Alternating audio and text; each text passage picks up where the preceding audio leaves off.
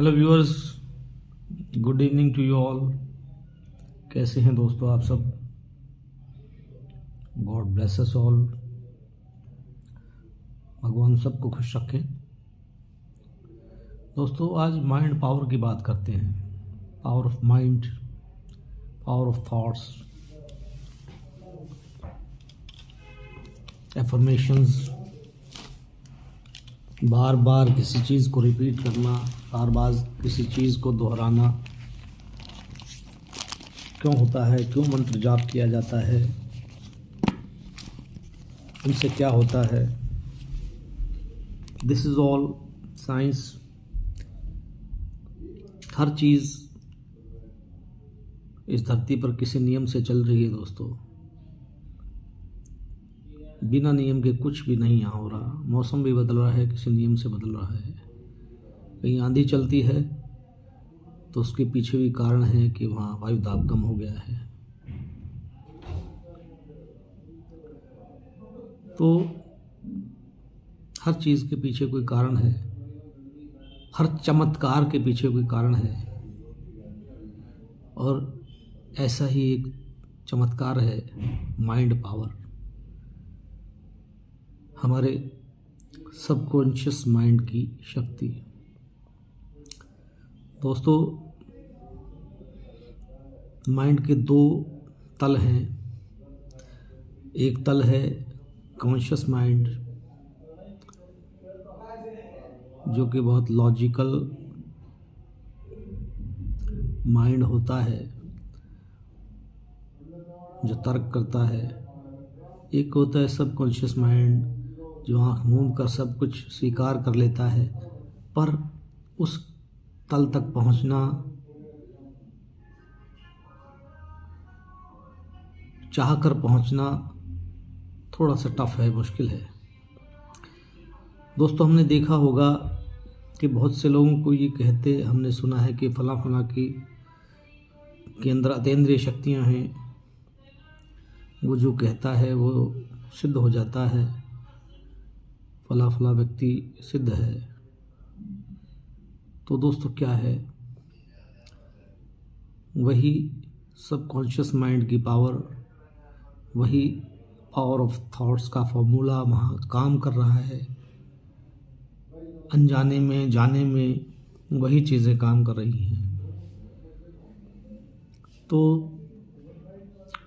हमारा subconscious mind किस समय ज़्यादा जागृत होता है, वो दो समय है। एक वो समय होता है जब हम सुबह सुबह जागते हैं और कुछ उनिंदी अवस्था में होते हैं। उस वक्त हमारा सबकॉन्शियस माइंड बहुत एक्टिव होता है। तभी हमारे बड़े बुजुर्गों ने कहा है दोस्तों कि सुबह सुबह प्रार्थना करो, भगवान का नाम लो, हथेलियों को देखो, कराग्रे वस्ती लक्ष्मी करबद्दे सरस्वती करुणे तो गोविंदाय व प्रभाते कर दर्शनम। तो क्या है, इसके पीछे भी लॉजिक वही है कि सुबह सुबह हमारे थॉट्स अच्छे हों, क्योंकि सबकॉन्शियस माइंड में जो थॉट जाएगा वो फलीभूत होना शुरू हो जाता है। और एक समय और है दोस्तों इसका, वो है जब हम सोने के लिए बिस्तर पर होते हैं, कुछ हल्की हल्की नींद का खुमार हम पर चढ़ता है, तो वो समय होता है जब हमारा सबकॉन्शियस माइंड एक्टिव होता है। ये दो काल ऐसे होते हैं जिसमें हमारा सबकॉन्शियस माइंड एक्टिव होता है। और एक तरीका जो हम चाह कर किसी भी समय अपने सबकॉन्शियस माइंड को एक्टिव कर सकते हैं, वो होता है ध्यान की अवस्था में, प्राणायाम की अवस्था में, श्वास ध्यान की अवस्था में। श्वास के ऊपर ध्यान करके, किसी एक बिंदु त्राटक करके ध्यान करके भी हम अपने सबकॉन्शियस माइंड को एक्टिवेट कर सकते हैं।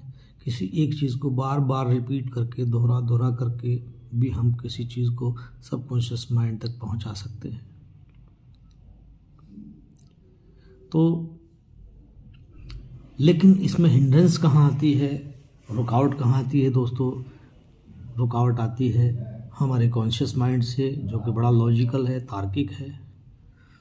मैं ये कहूँ कि मैं बहुत गोरा चिट्टा हूँ, तो लॉजिकल जो माइंड है, जब कॉन्शियस माइंड हो गया नो नो तुम तो गेहूँ रंग के हो, तुम तो सांवले हो, तुम तो गोरे नहीं हो, तो फौरन ये कहेगा। उसको इग्नोर करना है। उसको इग्नोर करने के लिए क्या करना पड़ेगा दोस्तों, बार बार बार बार बार बार हमें एक ही चीज़ को रिपीट करना पड़ेगा, और वो चीज़ जो है फलीभूत होनी शुरू हो जाती है दोस्तों। तो किसी चीज़ को सीखने के लिए, जैसे हमने प्राइमरी स्कूल में हमने सीखा ए आ ई ई क ख ग घ ABCD किस तरह सिखाया गया था, रिपीटिशन से ही सिखाया गया था। याद कीजिए, हमें कॉपी के पन्ने भर भर के सिखाया गया था। उजालने के लिए ए लिखा हुआ होता है, उसको उजालने के लिए बोला जाता है कि इसके ऊपर से लिखो। किस तरह से हमें ABCD सिखाया गया। आज क्या हमें उसके लिए कोई ज़्यादा सोचने की ज़रूरत पड़ती है? जब कोई ABCD से बनकर कोई शब्द हम लिखते हैं, या ए आ ई क ख ग वर्णमाला से कोई शब्द लिखते हैं, क्या हमें इसमें कोई बहुत ज़्यादा ताकत की ज़रूरत पड़ती है? नहीं पड़ती, क्योंकि अभ्यास हो गया है। इसी प्रकार साइकिलिंग का अभ्यास हो जाता है, गाड़ी चलाने का अभ्यास हो जाता है, लिखने का अभ्यास हो जाता है।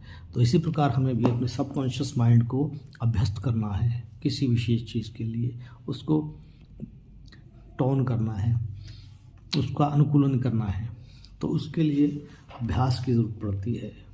तो दोस्तों, हर चीज़ अभ्यास से होती है, हर चीज़ के लिए अभ्यास की ज़रूरत पड़ती है।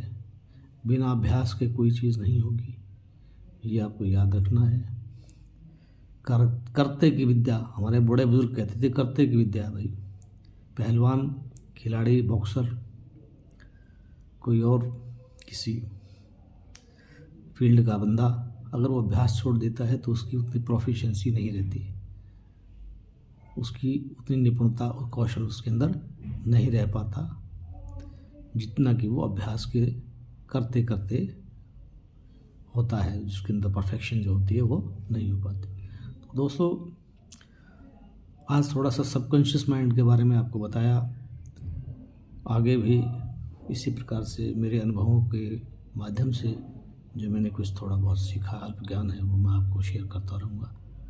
मेरे वीडियोज़ आप देखते रहें, सब्सक्राइब करें, शेयर करें, लाइक करें, मेरा हौसला बढ़ाएं। Thank you very much.